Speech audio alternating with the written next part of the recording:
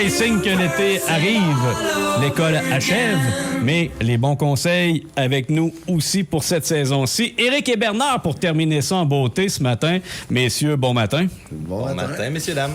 Éric et Bernard nous ont préparé, puis Éric, tu nous l'as dit la semaine dernière, préparez-vous, vous allez avoir un examen.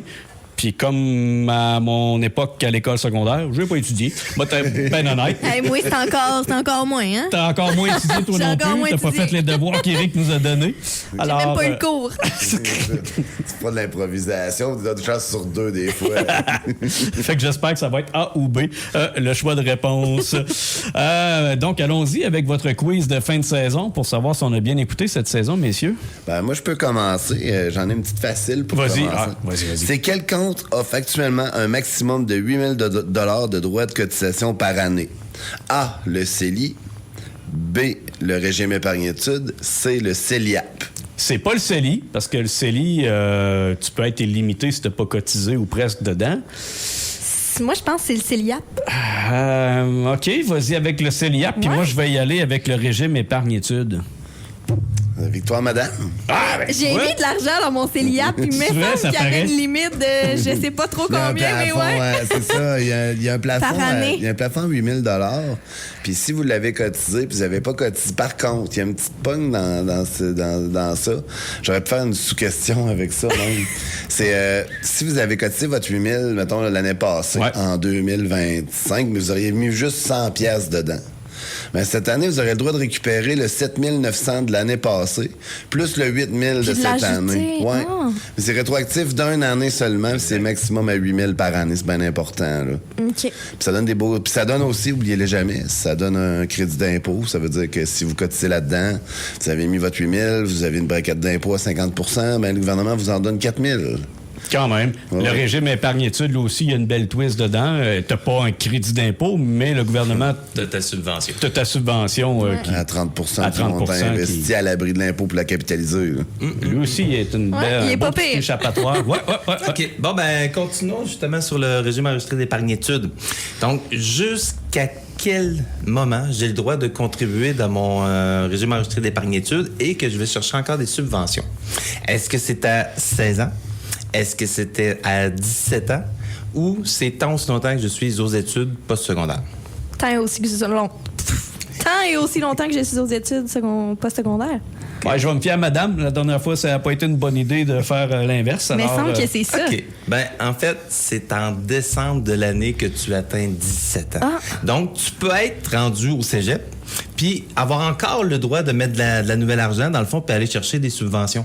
Parce qu'il y en a des plus jeunes, dans le fond, qui vont pogner le 17. Fait que on a Ouais, le droit c'est d'en vrai. mettre et d'être subventionné jusqu'en décembre de l'année où tu atteins ton 17 ans.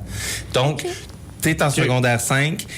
Tu viens d'avoir, dans le fond, depuis entre janvier, puis maintenant, tu as eu ton 17 ans, ben même si tu es rendu au cégep, puis si tu n'as pas mis ton maximum que tu avais le droit de mettre, tu peux encore en mettre puis être subventionné. Ça vaut la peine d'emprunter pour aller mettre là-dedans. Hein? L'enfer. Tu sais, Ben, vraiment. on y va de façon simple. Tu l'empruntes sur une marge, tu l'empruntes.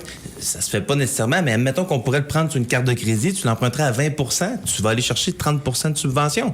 Fait que ça vaut-tu la peine de le faire? Ben oui. Ouais, c'est ça. Totalement. Tu fais de l'argent, là. Puis quand tu le décaisses pour ton enfant, quand il est rendu vraiment là, à l'étape qui va au cégep en ou fait- DEP, peu importe. L'argent qu'on a contribué, on s'entend, c'est pas de l'argent, c'est de l'argent qui était net, c'est de l'argent que l'impôt t'a déjà passé dessus, t'as pas eu de déduction, donc tu la reprends straight comme ça. Puis les subventions puis les intérêts, ils deviennent, même si c'est remis dans les mains des parents, ce qui est le plus souvent Le cas, plus souvent oui. cas, ça demeure un revenu pour l'enfant. Donc, c'est à faire attention si jamais ton jeune, il travaille beaucoup, puis qu'il gagne déjà une dizaine de mille, puis que tu as accumulé des bonnes sommes dans ton REA, ça se peut qu'il y ait un petit peu d'imposition si on le sort toute l'année 1. Puis si jamais... Pour c'est le l'étudiant, cas, mais pas pour le parent. pas pour Non. le parent, absolument pas. Donc, c'est quand même assez facile d'habitude de le tricoter puis d'en sortir un peu une année, un peu une deuxième année pour faire en sorte qu'on le sorte net. Puis on vérifie pas au gouvernement si tu achètes vraiment des livres scolaires avec ça. Il peut très bien servir pour Ça payer prend l'appart. une preuve d'études pour mais sortir, mais c'est pas obligé de payer parce que il y en a quand même beaucoup qui vont aller chercher des DEP qui vont se donner dans la région, que ça va coûter 500-600 piastres de frais scolaires puis que ça va être réglé. Même si tu as accumulé des milliers, rendu là, tu as une limite de 8 000 de subvention puis d'intérêt à sortir à la première session. Tout ce que tu as mis d'argent, tu peux le sortir comme tu veux. Puis après ça, ben c'est all-in. Là. Fait que tout ce qui est dedans, tu peux aller chercher. Ouais. Fait qu'il y a des jeunes qui vont finir un cours de charpenterie, menuiserie, quasiment en secondaire 5, qui tombent sur le marché du travail, ils vont gagner 70-80 000 la première année.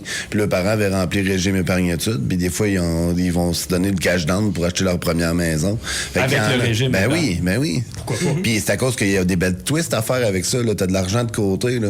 Ben, tu prends ton 8 000, tu le garoches dans ton CELIAP, crédit d'impôt année Ouais. 1. Tu sais, je veux dire, tu sais, tu peux prendre cet argent-là pour avoir un autre.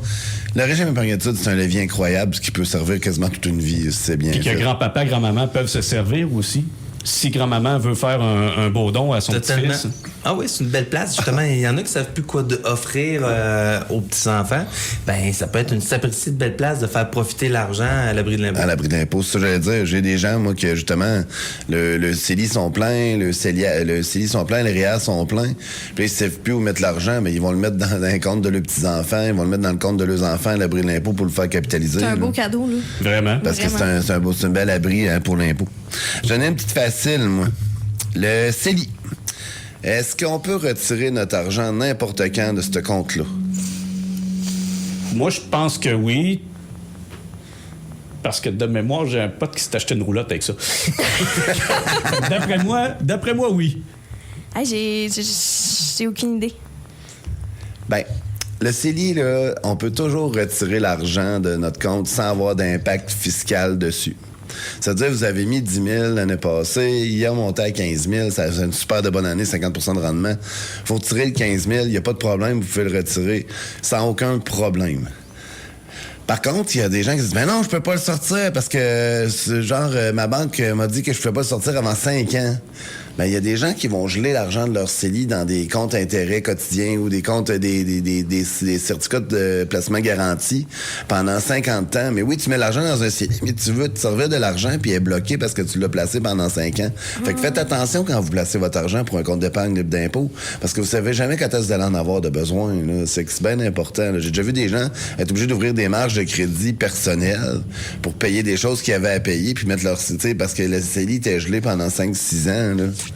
Pendant que l'argent était là, puis était à toi, puis le rendement que tu faisais était pas si élevé que Il ça. n'est pas si élevé, ouais. Ben, surtout si tu l'as mis dans un certificat de placement garanti. Là. Puis tu sais, il y a des gens, des personnes plus âgées, tu sais, qui sont, on s'entend un peu plus sécuritaires dans leur investissement. Ben, la sécurité d'immobiliser ton argent puis de pas y avoir accès, c'est le contraire de la sécurité. Là. Oui, ton argent pourra pas descendre, tu sais comment qu'elle va avoir le fait de rendement, mais non disponible. Puis quand tu n'as plus d'entrée d'argent, on s'entend que tu en as besoin, tu sais pas Ouais, qu'est-ce qui va faire en c'est sorte vrai, ça. que tu vas avoir à piger Tu sais, dedans. on peut le faire. Ça se fait. Là, je veux dire, c'est correct d'en mettre dans le certificat de placement garanti. En proportion. Mais proportionnel, puis organisez-vous pour toujours avoir une partie liquide à côté quand même. Il faut toujours être capable d'en avoir de besoin. La On journée n'est qu'on a jamais besoin. à l'abri de vouloir s'acheter une roulotte et de faire un coup de C'est ça. tête. Comme on C'est le fait. jour où le jour où t'es un peu dans la merde, là. C'est Ah ouais, ça peut-être peut le fun servir. d'avoir. Et là, ça le prend. Ouais. Prochaine question. On va avec les assurances, qui devrait être quand même assez simple aussi. Une assurance temporaire personnelle, d'accord? Je vais nommer des choses qu'on peut faire avec ce contrat-là, puis vous allez me dire quelles choses sont vraies. Alors, A, je peux le renouveler, dans le fond, de façon automatique. B, je peux la transformer, ça veut dire que je peux la rendre de temporaire à permanente de façon automatique, sans prise sans questionnaire médical, sans test de santé. Ou C, à la fin, dans le fond de mon contrat, l'assurance tombe, puis il se passe plus rien. Ou D, toutes ces réponses. Ben, moi, je vais y aller avec une vieille rhétorique que mon prof d'histoire m'avait dit à l'époque. Quand tu sais pas quoi répondre, réponds n'importe quoi. Fait qu'au moins, tu as peut-être une chance d'avoir la bonne réponse. Alors, je vais y aller avec D. Toutes ces réponses. Avec Toutes ces D? réponses? Ouais.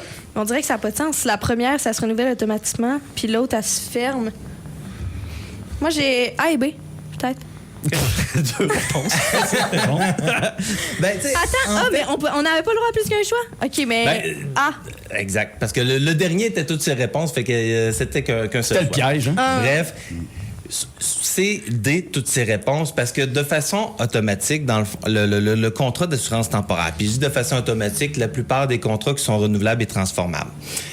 À date d'échéance, fait que j'ai pris un terme de 20 ans, par exemple, il va avoir un droit de renouvellement automatique, mais avec une prime à l'âge d'atteinte. Fait que je prends mon contrat, j'ai 25 ans, je prends un contrat 20 ans, fait qu'à 45 ans, si j'ai toujours mon contrat, ben l'année d'après, je vais recevoir une lettre comme quoi que j'ai un renouvellement garanti, mais avec une prime en conséquence. Fait que j'ai 20 ans de plus, puis c'est une prime qui est garantie.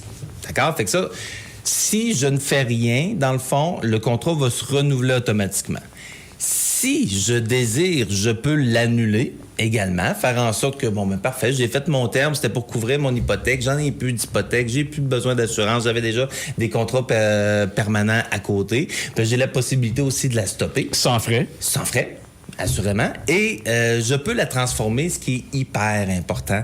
Lorsqu'on est jeune, on n'a pas toujours la liquidité pour se prendre une belle et grosse police permanente, tu sais, qui va rester la vie durant, qui peut même être un investissement. Mais lorsque j'ai pris un bon capital d'assurance temporaire, admettons que je me prends un 500 000 de couverture temporaire, la compagnie qui m'a assuré pour un produit temporaire renouvelable et transformable va me permettre de transformer jusqu'à 100% de mon montant en permanent, même si j'ai plus la santé que je devrais avoir pour avoir le droit de me qualifier pour ce genre de produit-là. Fait que s'assurer avec du Comme temporaire, un avantage client qu'on pourrait appeler. oui, tu es un membre, dans le fond, de cette entreprise-là. Ils t'ont assuré à 25 ans parce que tu étais top-notch, tu étais un athlète, tu avais une shape de la mort. Un Bernard Paquette. 20 ans. Ouais, mettons 20 ans après, c'est laissé aller, le Bernard, puis il n'est plus aussi en forme qu'il devrait l'être. Ouais. Ben, cette compagnie-là a garanti qu'il me prenait à cette santé-là ad vitam aeternam tant que je reste avec eux. Moi, j'aime dire que le temporaire, c'est une location d'assurance.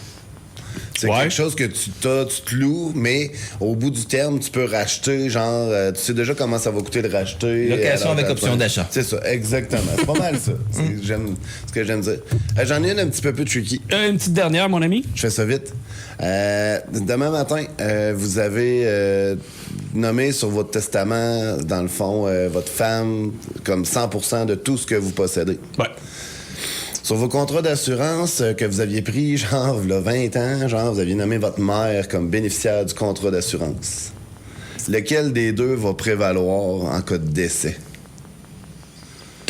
Hey boy! Vous avez l'air de 2 points d'interrogation. Vraiment. Aucune idée. Moi, je dirais le décès.